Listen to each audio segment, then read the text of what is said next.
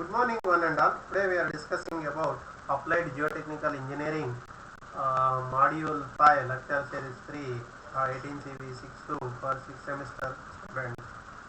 Today's content is Static and Dynamic Formula Efficiency of Pile Group. So, first we will study the mechanism of pile. So, now let us say Q1 is the applied load. The Q1 load is taken by the frictional component up to L1. So beyond L1 no load will transfer, therefore bending will be take place up to L1 only. When we increase the load to Q2, so the length increases, the load taken by up to the tip and then bending takes place. When we increase the load to Q3, then the load carrying capacity of pile surrounding soil is less and therefore the load has transferred onto the hard bearing stratum. Then the hard bearing stratum will also come into picture to take the applied load. So in this way Q ultimate is equal to ASRF plus APRP. So AS is equal to pi dl, circumferential area for circular, or AS is 4 times B for square. AS is equal to B plus L into 2 for rectangle. And AP is the pointed end of the pile area, pi d square by 4 for circular, AP is B square for square, AP is L into B for rectangle. RF, AS, RF, AP, RP. RF is given by alpha into C, where alpha is addition factor 0.9 to 1. RP is the cross-sectional area of the footing, that is the stress value CNC gamma df into half gamma BNR. For pure clay, phi is equal to 0, NC is equal to 9. In case of static formula, we have taken phi is equal to 0, NC is equal to 5.7. Here it is 9. NQ is equal to 1 and NR is equal to 0. So RP is equal to 9C plus gamma df. For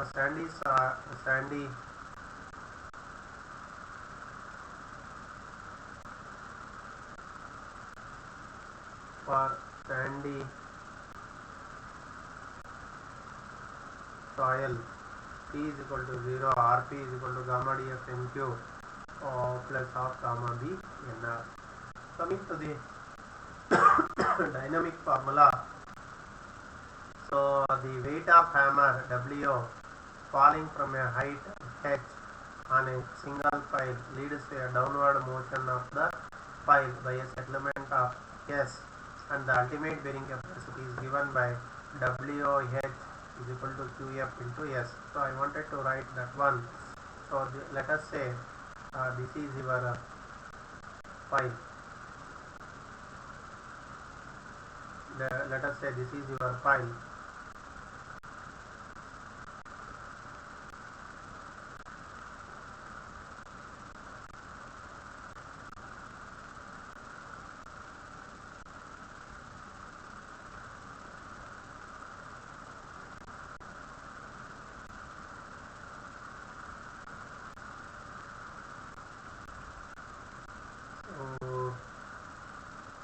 This is your pile, and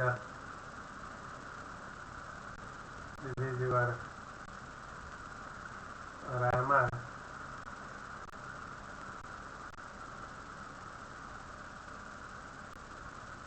This is your height of fall.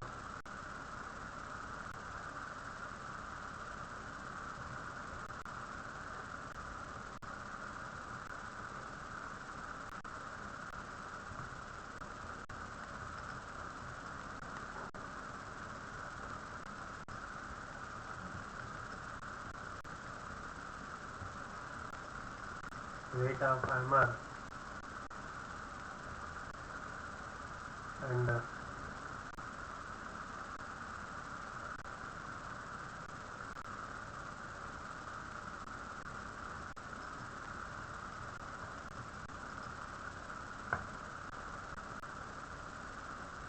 height of fall will lead us to some sort of settlement. So that I wanted to show it here. So the pile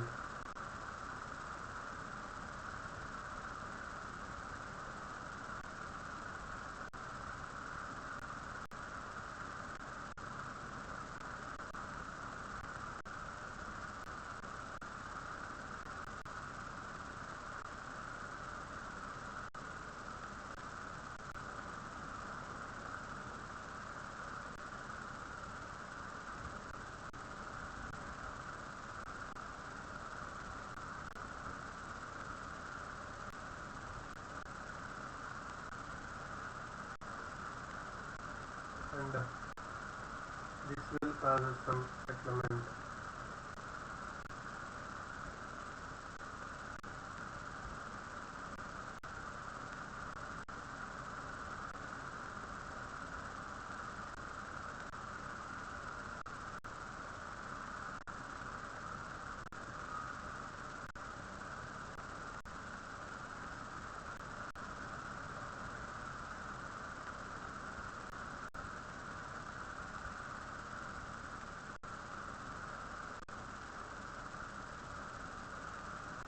Settlement is H,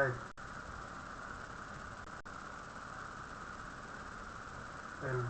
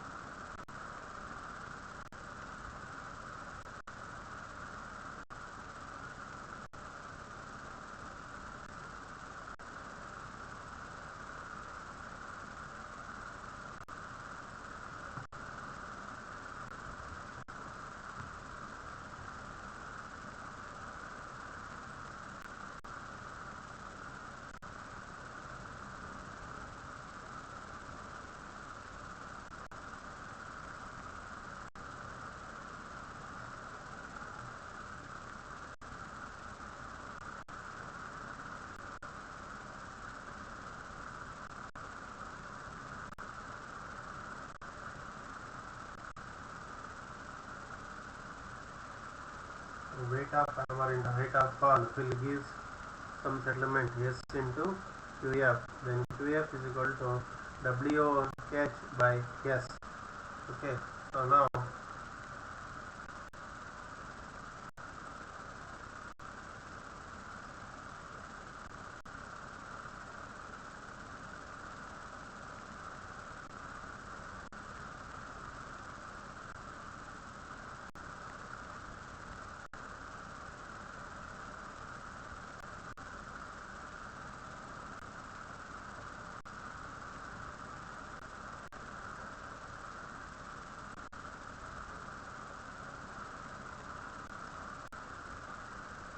this is called as your dynamic formula.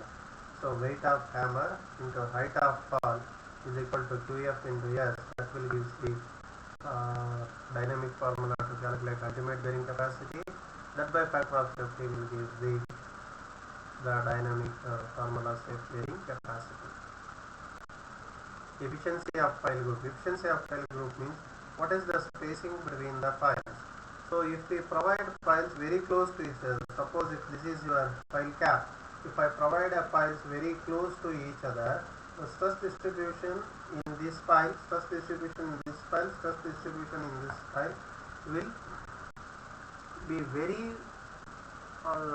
overlapping with each other, therefore which leads to block failure criteria.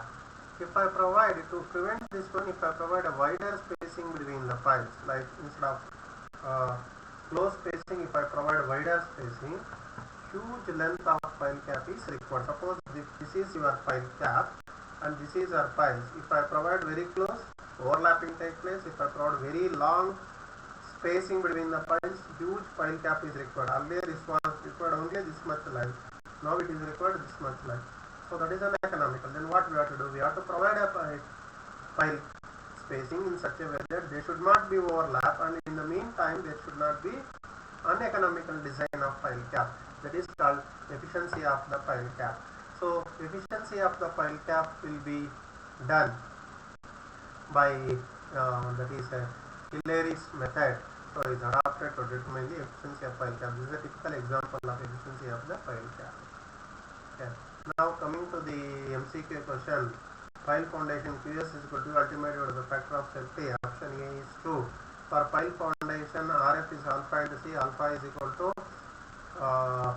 0, 1. Question number 2 false. Question number 3 alpha is equal to 0, 2 false. Question number 4 alpha is equal to 0, 3 false. Question number 5 alpha is equal to 0, 4 false.